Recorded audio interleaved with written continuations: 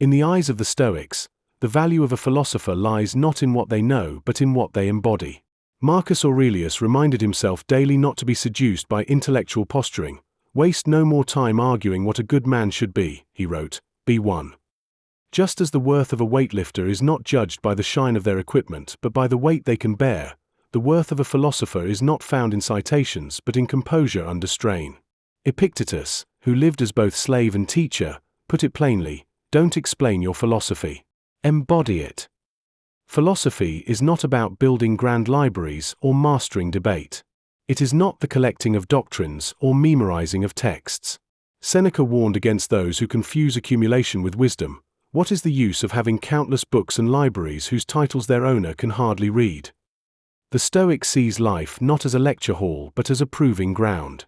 Not when you are applauded, but when you are tested, overlooked, insulted, betrayed, do you remain just, restrained, and whole? That is your real philosophy. To live well, the Stoics believed, is to meet life with reason, courage, and integrity. Your bookshelf may collapse, but your character must not. The real work begins when the noise stops, when comfort fades, when you are alone with the test. That is where you must lift, with your shoulders, not your show. True philosophy travels lightly. It walks with you through grief, into disappointment, across uncertainty. It steadies your breath before speech, governs the pause before reaction, shapes the moment you choose restraint over indulgence. If you want to improve, Epictetus said, be content to be thought foolish and stupid. The Stoic does not seek applause. They seek alignment. Do their actions match their values? Do they carry the weight of principle without display? Let your life, not your bookshelf, be the argument. Let your actions, not your affirmations, declare your philosophy. For when hardship presses in, when recognition fades, when no one is watching, what remains? That is the measure of who you are. That is the measure of Stoicism. Modern life offers no shortage of information, but the Stoic asks a different question: what have I become as a result of what I've studied? Stoicism is not about collecting quotations. It is the quiet art of personal transformation through discipline, reason, and presence. Reading is not enough. The Stoic demands progress. Are you more just in your dealings? More temperate in your appetites? More courageous under pressure? More kind in judgment? Have you shaped your soul as carefully as your career or reputation? True philosophy is tested not in comfort but in constraint. Not when things go smoothly, but when plans collapse, when flights are delayed, emails sting, headlines disturb, and friends disappoint. These are the proving grounds where principles reveal themselves. Marcus Aurelius did not write to impress. His meditations were reminders to himself, tools of clarity and course correction. He did not ask whether Stoicism looked good. He asked whether it made him better. The modern Stoic does the same. When anger rises, they ask whether patience holds. When wronged, they ask whether they can respond with dignity.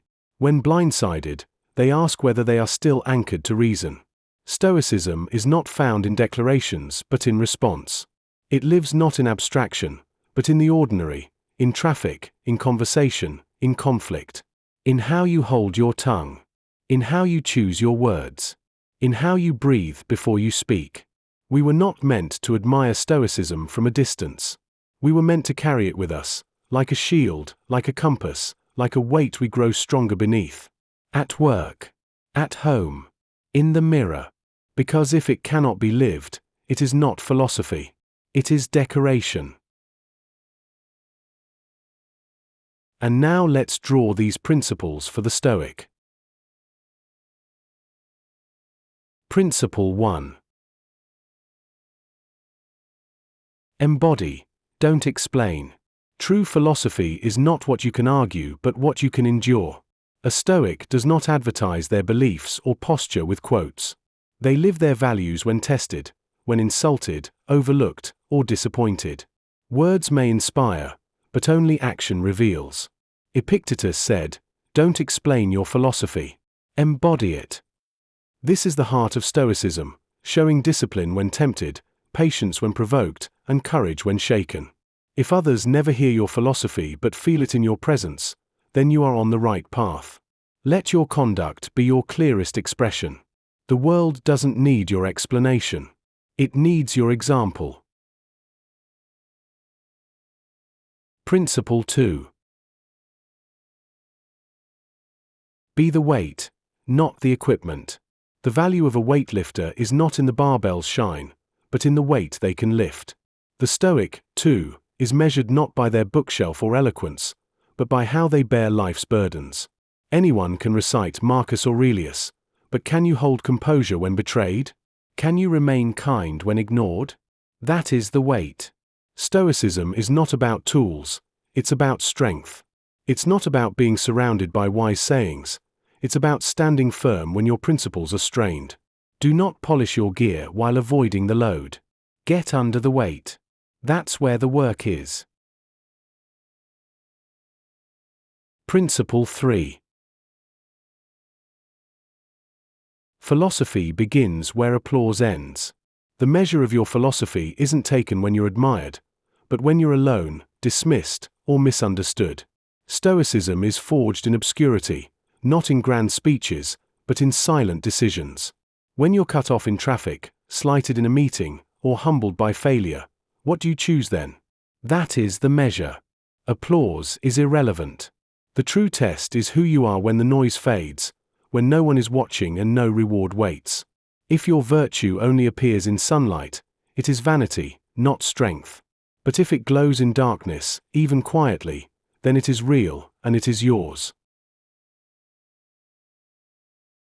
Principle 4. Resist intellectual vanity. Stoicism warns against the trap of appearing wise without being wise. It's easy to gather books, memorize quotes, and impress others with ancient names. But this is not growth, it's performance. Seneca wrote, "What is the use of having countless books whose titles their owner can hardly read?" True wisdom shows not in what fills your shelves, but in how you handle life. Do you panic under pressure? Do you indulge your anger? Then no library can save you. Wisdom must descend into your habits, your choices, your tone of voice. Knowing is not enough. Until it is lived, it is hollow. Principle 5. Live by action, not affirmation. You are not what you claim, you are what you do. It is not the affirmations you recite but the choices you repeat that define your philosophy. A Stoic does not announce their virtue, they enact it. In a culture of self-branding and constant commentary, the challenge is to let action speak. Can you keep your temper without announcing your calm? Can you sacrifice quietly? Serve without recognition? That is Stoicism. Words are easy. Deeds are weight. When your actions align with your values, without the need for applause or explanation, you are walking the true path. Let your life argue for you. Principle 6. Stay whole under strain. Life will pull at you, through betrayal, illness, delay, or disappointment. The Stoic's task is not to avoid these moments, but to meet them without breaking. You do not control what the world gives you, but you control your posture in response. Will you snap under pressure or remain intact? Stoicism is the practice of remaining whole, morally, emotionally, mentally, despite external fractures. When you are tested, do you retreat to complaint, or rise with dignity? The challenge is not to float through life but to stay composed in storms. This is strength. Not muscle, but stability. Not escape, but endurance. Principle 7. Let adversity be your proof. Talk is cheap until tested. Your values are not proven when things are easy, they're proven when things fall apart. It's one thing to speak of patience, it's another to hold it when insulted.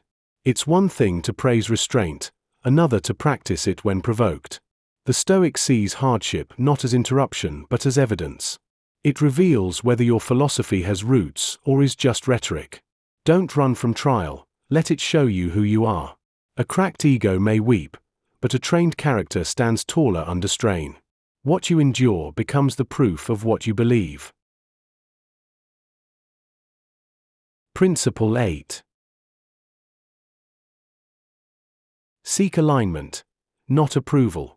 To live by Stoic principles is to resist the pull of the crowd.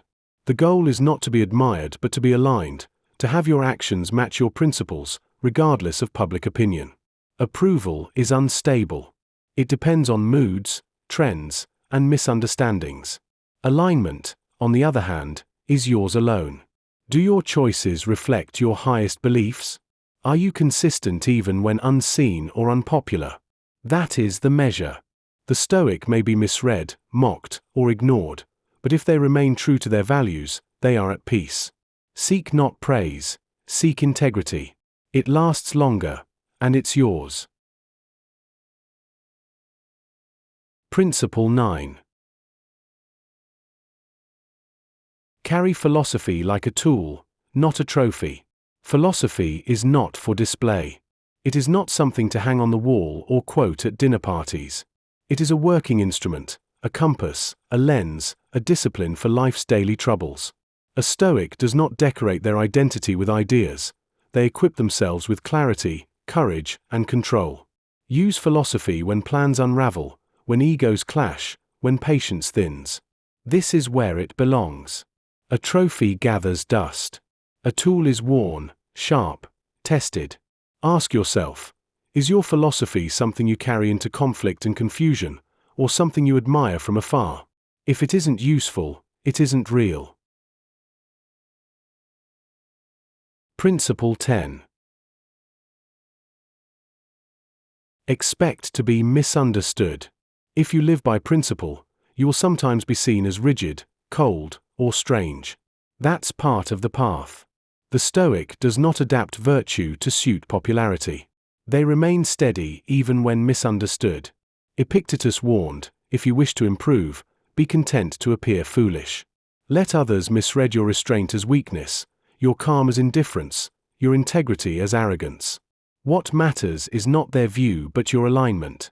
The approval of the many is a poor substitute for the clarity of your conscience. Live rightly.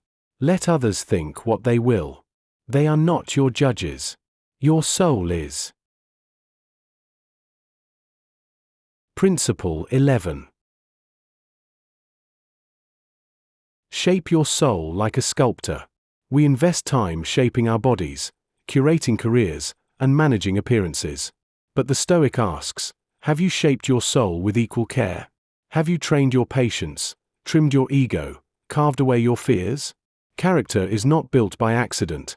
It is shaped daily, like marble under chisel. Every choice is a stroke. Every response a sculpture in progress. Stoicism teaches that we are works in progress, not perfect, but being refined. Prioritize the inner form. A beautiful life is one that reflects justice, courage, self-control, and wisdom. Don't just build a resume. Build a soul. It will follow you forever. Principle 12. Start with the self before the system. It's tempting to demand justice from the world without demanding it from ourselves. But the Stoic knows, reform begins within. Before pointing fingers, ask whether your own house is in order. Do you live up to the standard you expect from others? Do you act justly in small things, when no one is watching? Self-discipline is the foundation of societal discipline. To shape the world, you must first shape yourself. Don't outsource responsibility. Clean your corner. Speak honestly. Act deliberately. Change radiates outward from inward alignment. Let the example of your life become a quiet form of reform. Start with you. Principle 13. React with reason, not reflex. Life provokes us. Emails sting. Delays frustrate. Words cut deep. But the Stoic knows that strength lies in the pause, the space between impulse and response. Anyone can lash out. Anyone can react. The wise breathe first. They ask, What is the right thing to do, not the easy thing? They govern their tongue, their tone, their timing. Stoicism is not apathy, it is mastery of the self in motion. When others storm, you stay still. When others escalate, you de-escalate. Reaction is instinct. Response is discipline. Let reason be the gatekeeper of your behavior. That is power. That is peace. Principle 14. If it cannot be lived, it is not philosophy. Philosophy that does not move through daily life is not philosophy, it is decoration.